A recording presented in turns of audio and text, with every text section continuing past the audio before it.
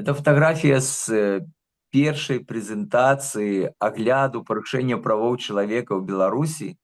Вось за які год я не памятаю. Ну, мы гэту прэзентацыю ўпершыню рабілі адкрыта. Самы першы агляд у нас увогуле быў надрукаваны на машынцы. Вось яшчэ машынапісныя варыянты такія, это 96 год. А вось ужо ў канцы 90-х і пачатку 2000-х мы пачалі выдаваць зборнікі. Вось. І была прэзентацыя, першая прэзентацыя, якую мы ўвогуле ладзілі. Яна адбывалася ў кавярні каля Акадэміі навук. Вось на той час это магчыма было зняць кавярню, запрасіць журналістаў, запрасіць сваіх калегаў-праваабаронцаў, ну і правесці вось такую прэзентацыю. Вось, было гэта ўжо, ну, пачатак 2000-х ці канец 90-х, я дакладна. 98-й год, так і ёсць. Вы памятаеце на яе рэакцыю? Ці была ад уладаў? Рэакцыі ўладаў не было ніякай, тады яны на это не зважалі ўвагу. Вось. І тады, дарэчы, весна была зарэгістравана арганізацыя. Вось мы рабілі гэта ўсё нават па тых законах, па тым заканадаўстве на, так мовіць, легальных падставах. Мы назіраем за адным з мітынгаў, які адбываўся ў Менску. Гэта таксама канец 90-х, пачатак 2000-х гадоў, і там іду я, ідуць мае калегі. Мабыць, это пачатак 2000-х, наколькі так мне падаецца, дзе-небудзь 2001 год, прыкладна. Вось, дзе мы ідзем вот, як назіральнікі падчас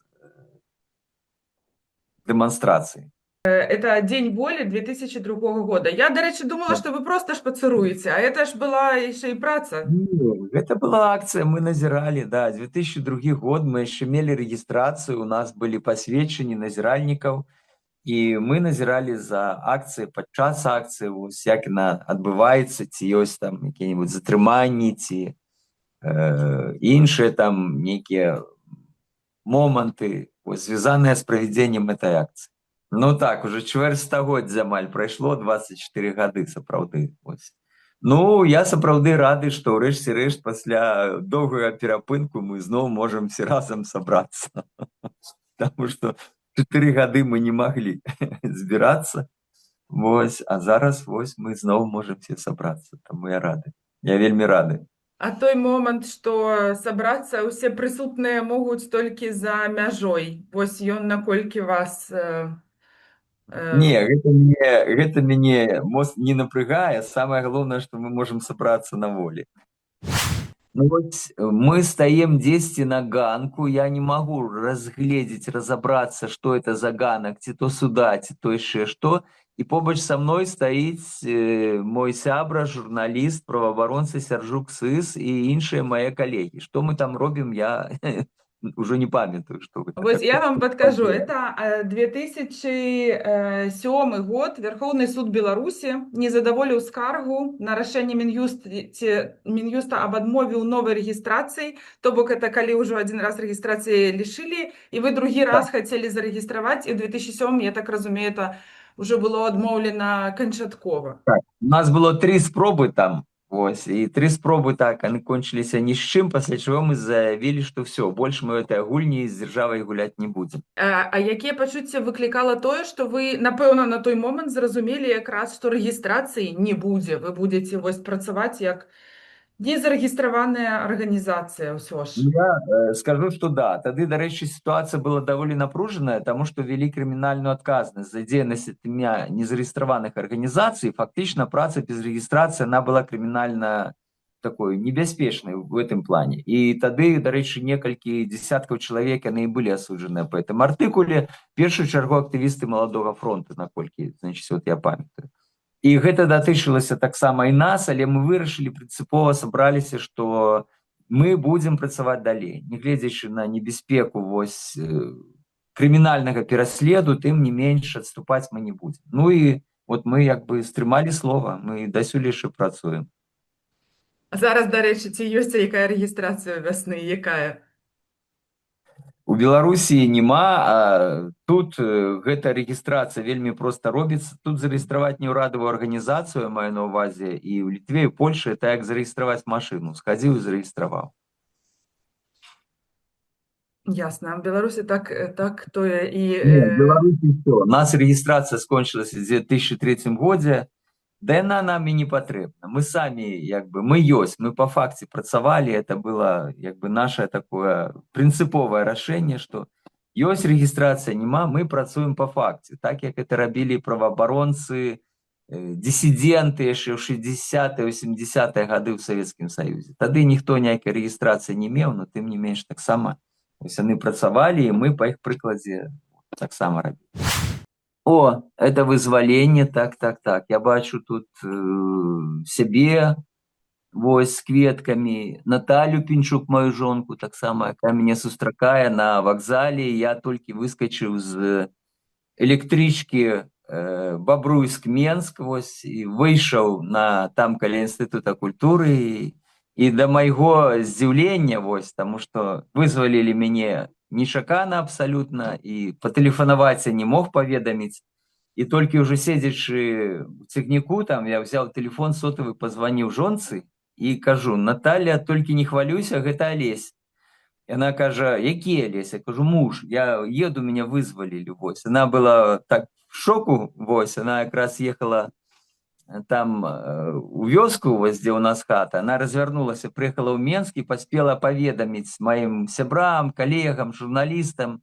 І вось калі я праз, там сама дарога ад Бабруйска да Менска займала 2 гадзіны, вось, на этой электрычцы, на дызелі, і пакуль я прыехаў і выйшаў, то мяне ўжо там чакаў натоўп маіх сяброў, знаёмых, журналістаў. Это было абсалютна нечакана і вельмі прыемная такая сустрэча.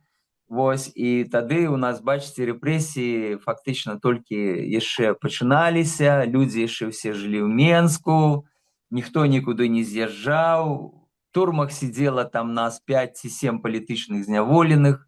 Вось, і гэта была такая вот сітуацыя, якую зараз, нават цяжка ўявіць сабе, што такое было.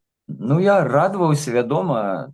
Тэрмін тады ў мяне быў 4,5, а сидзеў я 3,5 гады сэканоміў, можна сказаць, свайго жыцця. Быў вельмі рады, і было такое адчуванне, што вот гэту волю дала, канешне, та магутная міжнародная і беларуская салідарнасць, якая на той час, я проста адчуваў ледзь не фізічна. Гэта і там тысячы лістоў, якія прыходзілі ў калонію, гэта і пастаянная інфармацыя ў газетах, якіх тады можна было выпісваць у калоніі. Гэта там і Народная воля, і Наша Ніва, там і Беларуская дзелавая, беларуская газета.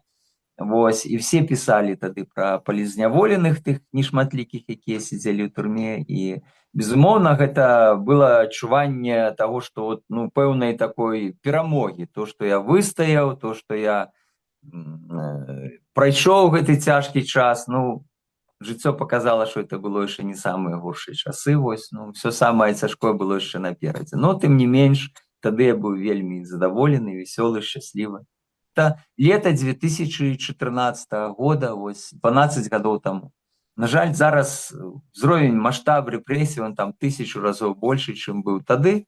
Вось, і нас вось уже не садзяць на электрычкі, а нас зараз падвозяць да мяжы і выпихивают из Беларуси.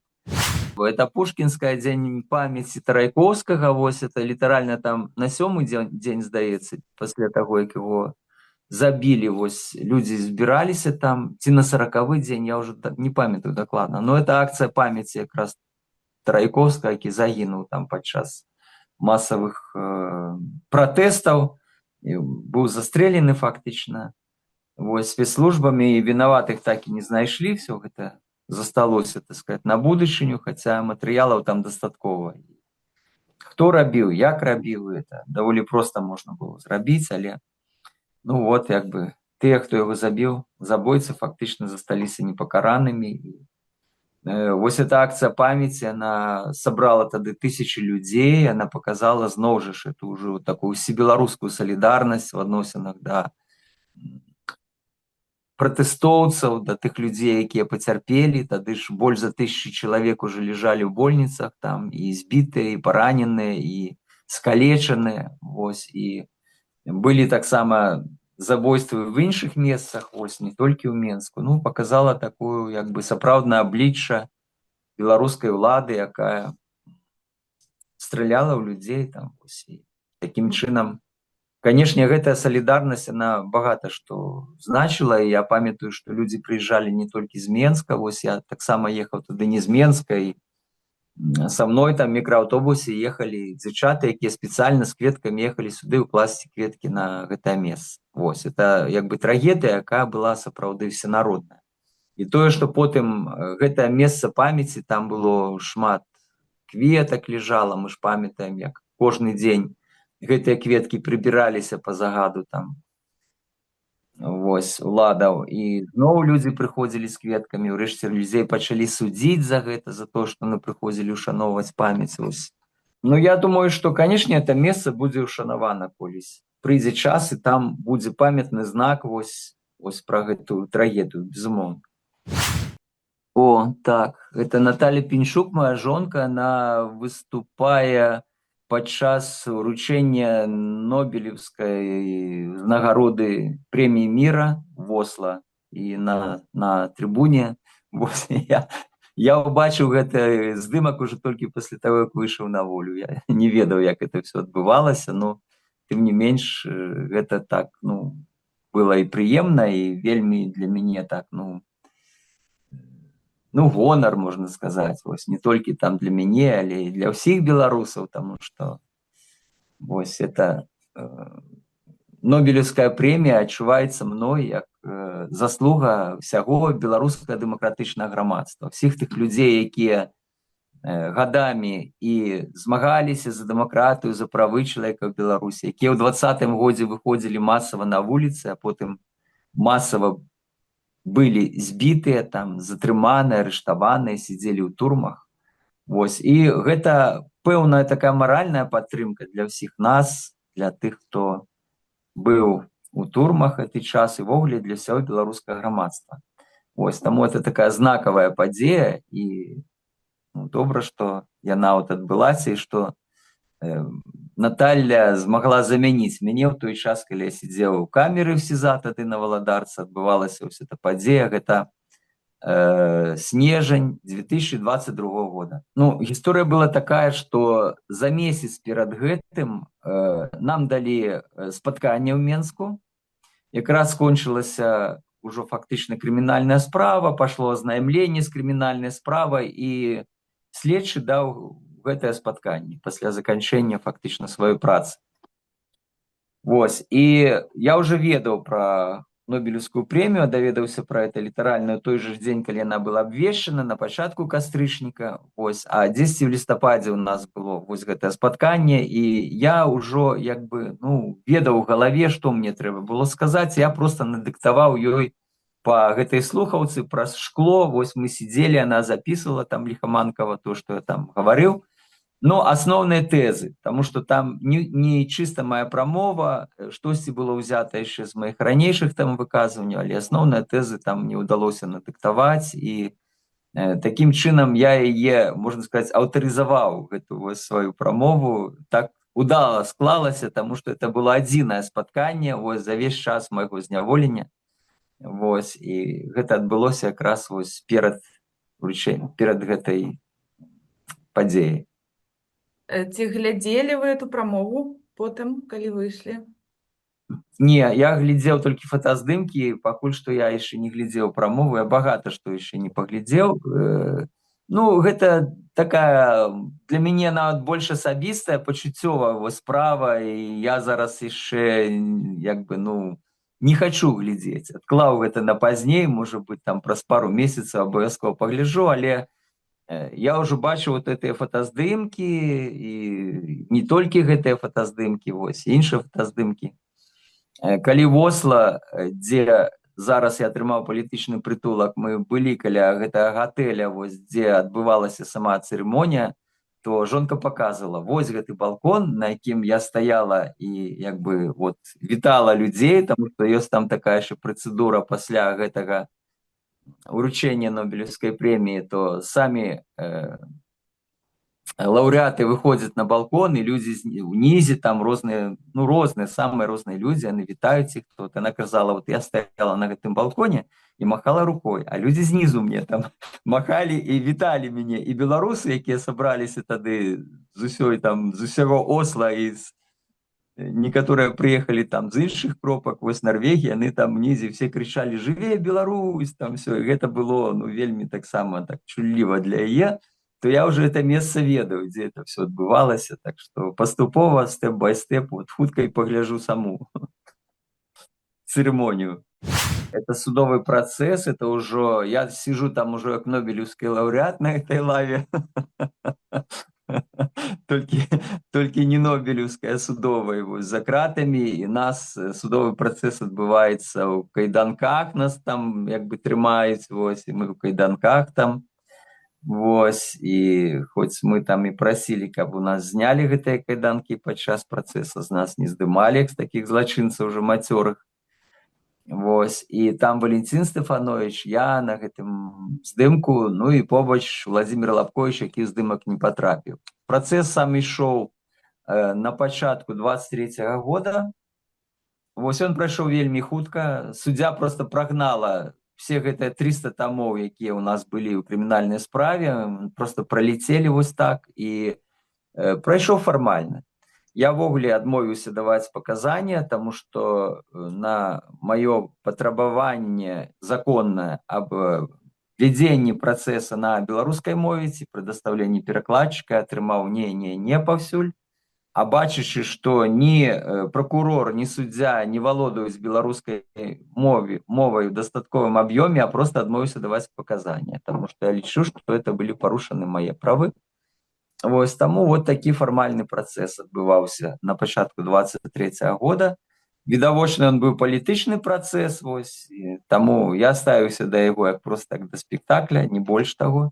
Зразумела, што суддзя там рабіла то, што ёй сказалі, і нашы тэрміны там каму колькі даць гадоў это былі вызначаны, а колькі мы будзем сядзець, таксама не суддзе гэта было вырашаць, не суду. Вось, як яно ўрэшце рэшты аказалася, таму што як нас пасадзілі, як кажуць, турме по беспределу, вот так же ж нас і выпусцілі фактычна, ну, не ведаю, там абмяняўшы на калій, скажем, на калійнае ўгнаенне. Вось, таму ўсё гэта не мае ніякае дачынення да судовага працэсу, таму я удзельнічаў у гэтых дэбатах, можна сказаць так, ну, каб паказаць і сваю пазіцыю, каб сказаць сваё, што я думаю наконт гэтага працэса, што я думаю ввогуле наконт таго, што адбываецца ў краіне. Вось, і вот такім чынам. Таму у мяне ніякіх эмоцый там не было падчас этого працэсу.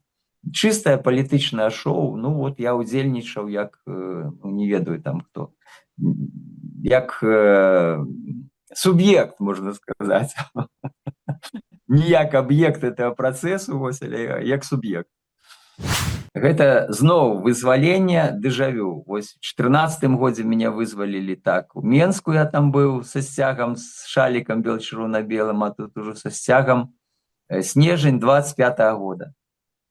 Вільня, так, дзень быў вельмі напружаны, там я вельмі рана мяне пабудзілі ў 4 ранку, потым везлі на машыне з завязанымі вачыма ў кайданках праз всю Беларусь, бо Горкі, калонія Горкі, это фактычна на мяжы з Расіяй она знаходзіцца на самым сходзе Беларусі. Вот нас правезлі да Менска спачатку, потым каля Менска мы аб'ехалі Менск, і калі выехалі на Віленскую трасу, то стала зразумела, што гэта сапраўды ідзе да вызвалення, а перад гэтым я не быў упэўнены, з чым звязана это наша, як бы, вот, вываз мяне, можа быць, мяне там збіраліся перамясціць іншую калонію, ты ж не ведаеш, табе нічого не гаворыць. Вось, людзі, якія везлі мяне, яны маўчалі, мы ехалі ў машыне без нумароў, ввогуле як такая бандыцкая машына, можна сказаць. Вось, і калі прыехалі на мяжу з Літвою, і там з'ехалася вось 10 машын вось так з розных там калоній і СІЗА. Нас перасадзілі на мікрааўтобус, і мы, калі ўжо апынуліся на літоўскім боку, і амерыканскі дыпламат сказаў, што ўсё, вы вольныя, і пачалі нам там пляскаць у далонькі тыя, значыць, дыпламаты, якія стаялі там. Мы выходзілі адтуль, з пачуццём, ну, такога недаверу яшчэ, што это все сапраўды адбылося і што насамрэч мы на волі. А вось уже эмоцыі трохі адпусцілі сапраўды, калі мы прыехалі ў Вільню, ну, ўжо ад мяжы прыехалі ў Вільню, то там ужо стала зразумела, што ну сапраўды гэта адбылося, і трошку вот эта насцярожанасць і такая нявер'е, яно адпусціла. Вось ужо як бы стала зразумела, што так, это адбылося. Урэшце рэшт яшчэ адзін перыяд жыцця, ён скончаны, і пачынаецца штосьці новае.